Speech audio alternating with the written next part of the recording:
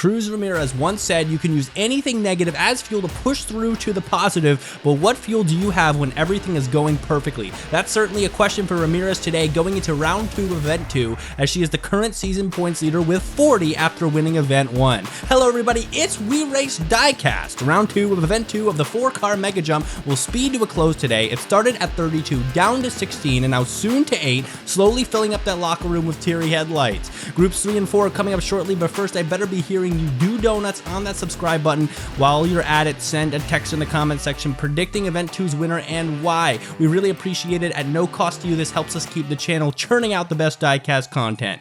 Group 3, can it be? Yes, that's Cruz Ramirez herself at the forefront with a big smile and an even bigger Dynaco graphic.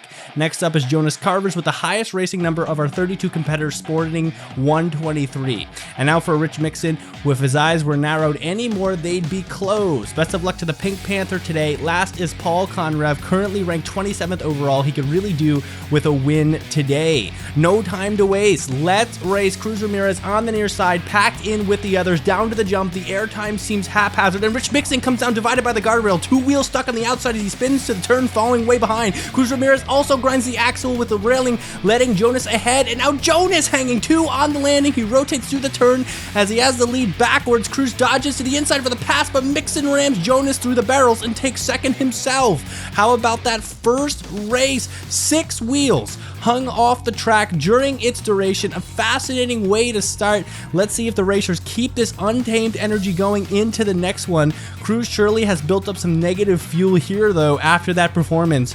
I really am expecting big things come into the later parts of this group. Let's get on to race 2. Let's see how Jonas and Paul Conrev will fare in the front spots. Here they are through the first jump, and ooh, Cruz Ramirez flashing us here with the undercarriage wardrobe fail, but she stays on track, albeit a little embarrassed, I'd imagine. Check that skid from Jonas as he again surfs the side barrow, and he'll do that all the way to the second jump, being straightened out by the Pink Panther. The pair of Valentine-colored cars shift to the right lane. Here comes Cruz capturing the empty space, but she won't succeed. She may have a nice chassis, but here at WeRaceDiecast, that won't sell. Skill before looks here at the Piston Cup.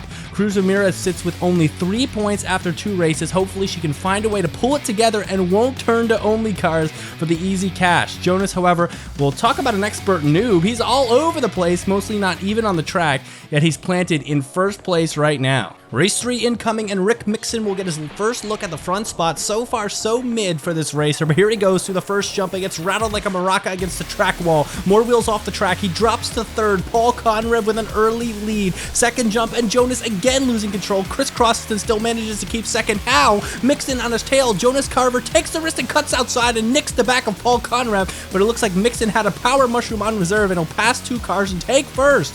Exactly the finish he needed right now. Now for the bad news. With that pitiful slow finish from Cruz Ramirez, she will officially run out of opportunity to advance. Some of the fans are out there heckling. Seems like she's beginning to be called cruise control per this performance. Unbelievable, such fair weather fans. There's a reason you're out in the audience and not on the track. Paul will need to step up here if he wants to grab a top 2 spot. Last race of the group, Mixon and Carvers to maintain, Conrev to overtake, Cruz to, well, cruise. To the first jump near side, look at Rich Mixon, clean landing with a nose block into a full spin. He gets the lead through the turn in the second jump, coming backwards. Look at Cruz, a nosedive, and Mixon breaks away even backwards. Conrev just needs to stay in front of Jonas for the tie, and he does, just missing out on passing Cruz for the overall second spot. There comes Jonas.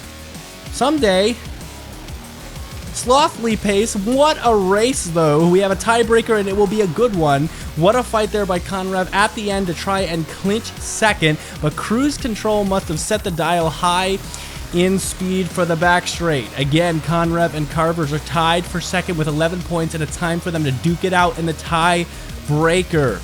Here we go. Oh wait, another last look at Jonas crawling to the end here. And slow build up here, easing our way to the top to see two engines revving and ready. To the jump they will go. They both bend inwards in the air. Jonas Carvers with a better landing into a nose block and a clean pass. Second jump on the way, and it's actually looking very clean for both of them. They gain speed coming into that, and around the turn, Jonas starts to break away like an ice flow from a glacier, and he stays separated to the end. Let's hope he doesn't melt soon. No time to chill though. Race 2 is already starting. The frozen glares in both their eyes tell me that they mean business right now. A clean first jump for both of them. Jonas sivering his way to a slight lead, and he takes it and leaves the track once again. Big breakaway. Jonas Carvers, out of bounds Oracle, ignored the guide rails 3 times and comes away a semi-finalist, really making a name for himself here. And with that kind of unorthodox racing, I mean, what can you say? Victory lap is here, and it's Rich Mixon and Jonas Carvers. Moving on to round 3. Let's meet our final group in round 2. First up is going to be Chase Racelot, who I've heard is a modern descendant of the Royal Racelot family. And then we have Herb Kerbler, who placed 5th in qualifying in this event. Might mean he has the ideal racing lines down. Next we have Rowdy Revan Bush, beautiful Camry. I mean, I almost bought a Camry recently, but when I got to the lot, they told me the car had mysteriously malfunctioned. Might have to blame our last character, Sheldon Shifter. With a name like that, he must be up to some shifty business. Race 1 of the 4 coming here now. Down to the jump. Airtime is looking a little bit shaky. Racelot is going to bounce to a lead. Herb finally gets wheels on the ground and snatches it through the turn. He has room to run. Wait, he's turned sideways after jump 2. What has happened? He went from the hare to the tortoise. Racelot will find the gap here. Rowdy Bush will too, and even Sheldon Shifter passes him by, all in the final straight. A series of unfortunate events for the Herb Kerbler, but let's see what might have happened here. He looks good through this jump. He has a shaky landing but finds his balance. He's going to get the smother here in the turn 1, and well, then it just clips to here, and I don't know. It might stay a mystery. Probably just landed wrong. Other 3 are happy to take advantage of that Dynaco Fast Pass and move up a spot in line. More points for them, right? Race 2. Here we go. Herb has another spot in the front. Graceful flight for him, but not for Rowdy Revan Bush, who's up, bouncing off the walls. Herb leads the pack into the second hill, and he's going to land a length ahead of the Shifty Shifter. Second turn coming clean. He takes the outside line. Sheldon goes on in likeness, and that's how it will end. Herb and Sheldon evening things out after a first tough race. Where is Bush, though? I better check my calendar. He's due for another race this afternoon. Oh, there he is, fashionably late, to say the least.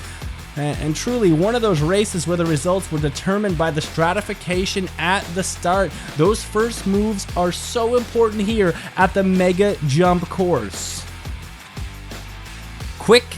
Slow replay of Bush here.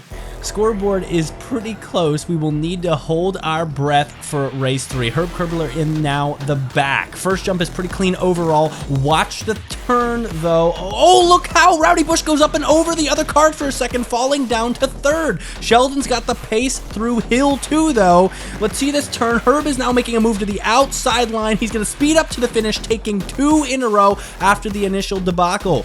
Replay coming up here. We're also going to see those scoreboards once again, and they remain close. It seems Herb has clinched a top 2 spot, but the fates of the other still hang in the balance. And I'll tell you what, there is a chance for a tie too if both Bush and Racelot complete the cycle with a finish at each position.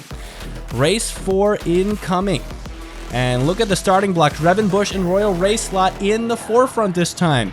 First jump on the way, and first jump done. Look at Herb here trying to shoulder his way through on the far side. Greedy for more wins, no doubt. It does not work, but what does work is Chase, who's bouncing through jump 2 already. He holds the lead. Rowdy needs to strike now. Uh-oh! That's a blunder. He twists into the wall, and Herb needs no invitation. He'll party in second while Chase clinches the other semifinal spot.